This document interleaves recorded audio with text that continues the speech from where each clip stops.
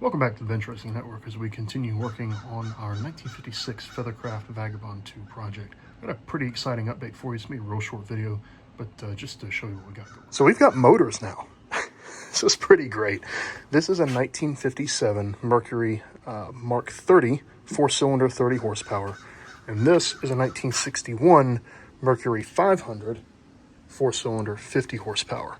Both of these motors have controls. They're laying in the grass over there. I got to get them in the shop. Both of these motors allegedly ran within a few years. Neither one of them are stuck. Both of them feel like they get a good compression. The only issue is that on both of these, the recoil starters are just, they don't do anything. So maybe something has got gummed up in there from sitting for a few years is maybe the most likely culprit. But yeah, we'll get that freed up and then get to work on these. I obviously didn't need two motors. I'm only going to run one at a time on that little boat. But these were such an insane deal that I just had to pick up both of them. Probably going to put the 50 horsepower on here. That is electric start. This one is pull start only. So yeah, probably going to put the 50 horsepower on here. I've got the controls and everything for it. And we'll work on that. But I do want to get these set up and at least try and test run them, of course, before I put them on the boat. But very, very excited to have both of these motors. These are exceptionally hard to find and essentially exactly what I was looking for this. Now, getting them was like a thing. I was in Miami this past week for work, and this deal popped up after I had booked travel. And the motors are actually in Orlando. So if things had worked out better, I would have just driven down for work and then picked them up on the way back. What I had to do was do my job for the week. I flew out of Atlanta, and then when I got back into Atlanta, I turned right around. As I got into Atlanta midday, turned right around and drove 6 hours south to Orlando, stayed the night in Orlando, picked these up the next morning, and then drove straight home. And coming all the way home, it's about a 9 or 9.5 hour drive. So all in, pretty heavy lift to get these things. But I feel lucky to have wound up with them, because I guess I was the first person to call. The gentleman that put them up on Facebook Marketplace listed him in several groups and had his phone number on there. I could tell he was older, so I just called the guy. And we chatted for a little bit and sort of did a handshake over the phone. And I went back and looked at those posts recently, and there are over 100 comments on each one asking, can I have this? Can I get this? I'll pay you more than you're asking, da-da-da-da-da. And, you know, the guy honored the deal. So thanks, Jim. Appreciate that. But yes, we've got one motor to go on the boat and one as a spare or for another boat project, maybe, because these things around my shop just kind of tend to multiply. So yeah, thanks for tuning in, and we'll make some more videos on these old motors as we keep working on them. It does have an electric choke. There, you'll probably hear that. We're gonna give it a fire.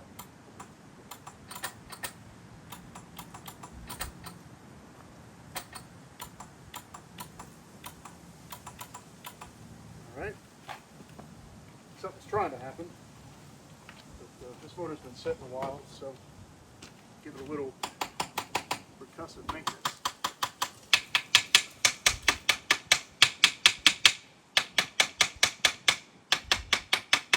Starter does actually look like it's been rebuilt.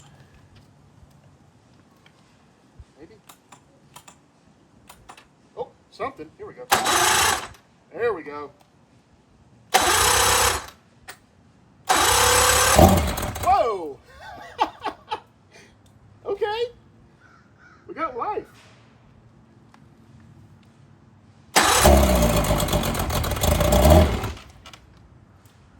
It runs on some level.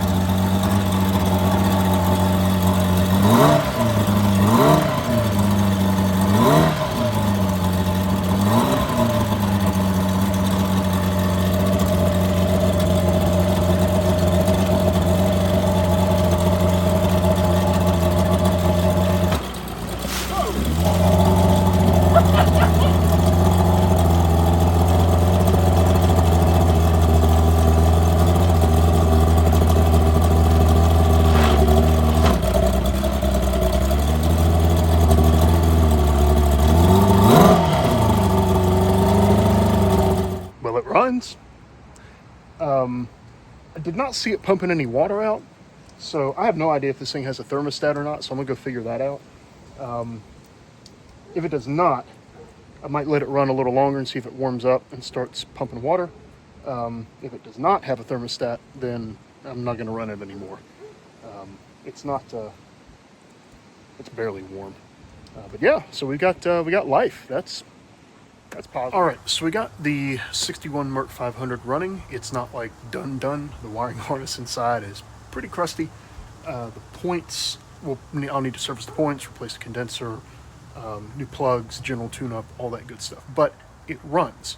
It also doesn't pump water, so I'll have to take the lower unit off, see what kind of condition the impeller's in, replace that. And hopefully that's all there is. I did notice it leaking some water from around this area. So it may be trying to pump water, and maybe, there's a mud dauber nest somewhere that's preventing it from opening, or maybe there's a thermostat in here that I just didn't wait long enough for it to open up.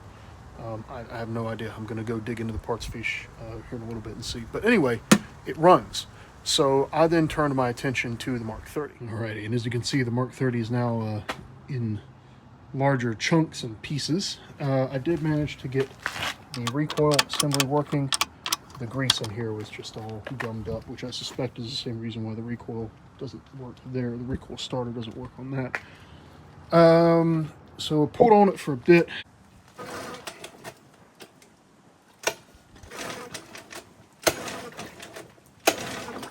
Couldn't get it to fire. Even gave it some, to make it go. Wouldn't hit, so I figured I've got no spark. Tried to check spark. I got a little clip of that, and no spark. So something is wrong with the magneto. I suspect the points inside here are corroded. I have not actually checked continuity with it off of the motor, but with it on the motor, I was getting constant continuity beep between ground and here, which is like the kill switch wire, or the ground wire, I guess, more accurately. So in order to get this off, it was actually kind of a pain to figure out. We've got 4 bolts here that have to come out. And the 4 bolts are 1, 2, and on the other side 3, 4 of this. Now here's the important thing. Once those come out, the manual says, oh, it just drops straight down. Sure. However, it took me a little bit to realize that this is the throttle linkage, right? This is in the way of the distributor cap. And right now the motor's in neutral and it won't go. So what you actually have to do is shift the motor to, look at that, pop the motor forward, then the throttle linkage can drop down about another ½ inch or so, which gives you clearance to pull the magneto down. So if you ever need to take the magneto off of these, work on it with it in forward gear. Yeah, there we go. All right, so that's that. We're gonna go to the bench now, take that apart, and see what it looks like inside the mag and the vise. First thing we're going to do is pop these 2 screws off here to get the cap. So with the distributor cap off, you can see there's some corrosion on the contacts there, and there's some corrosion on the rotor. However, I'm going to pop the rotor off and then take this cap off with those 4 screws and see what the points look like. All right, well, looky there. Kind of poor lighting, but that is very green on those points.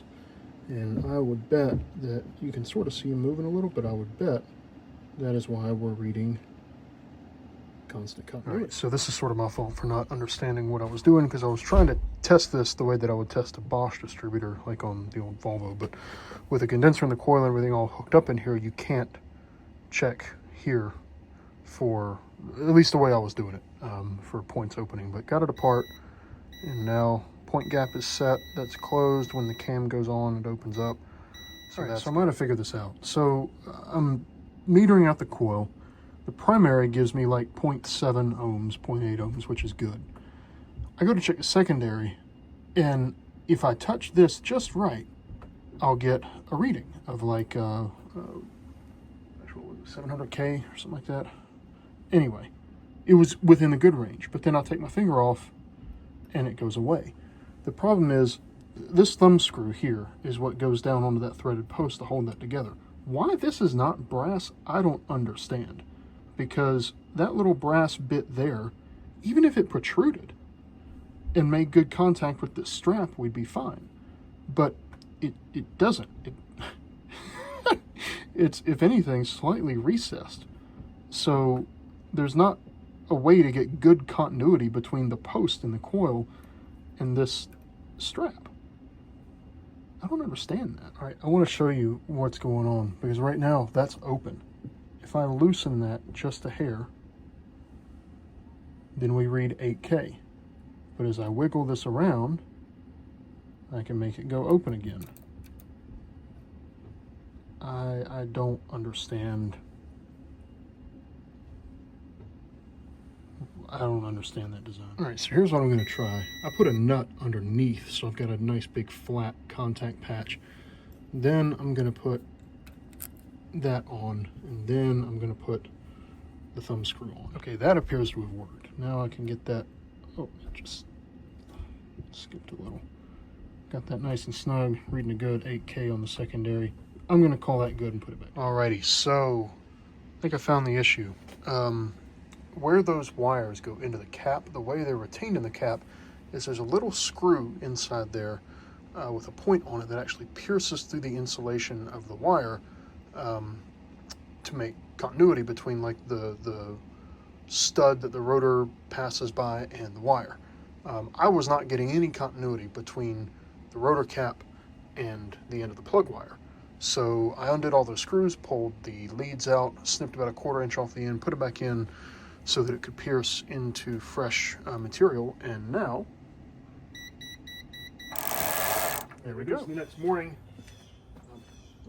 on my way out of town, but I can't hit the road without knowing whether this thing runs or not. Put the choke on. Let's see. Okay.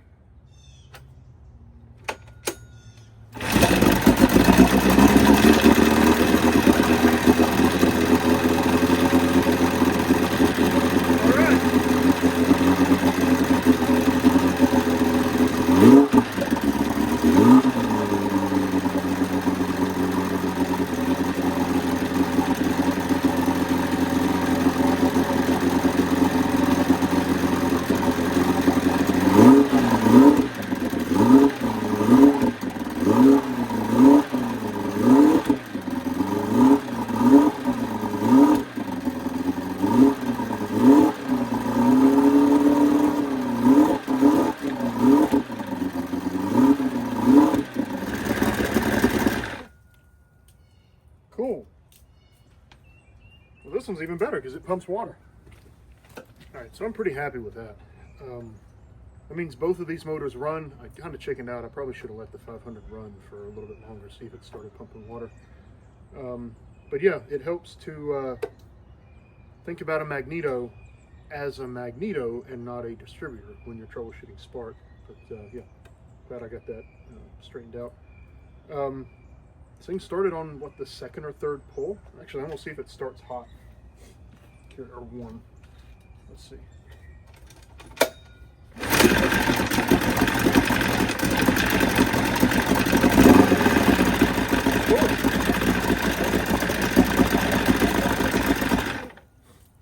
So it seems to both cold start and warm start, which is good. Pumps water. Yeah. Forward works. It kicked a bunch of water out of the bucket, but yeah. I don't really know what else there is to say. Guess my next step will be, I'm really shocked that the carbs are not leaking. Like, I mean, they're maybe a little damp, but they're not like dripping wet. That's wild. I mean, I don't know when that's ever happened to me. I'm surprised with how well this thing runs, having set for a number of years. This one, a lot of the fuel lines under here are cracking, so those will have to get rebuilt. and I mean, there's just a general kind of film of schmoo on here.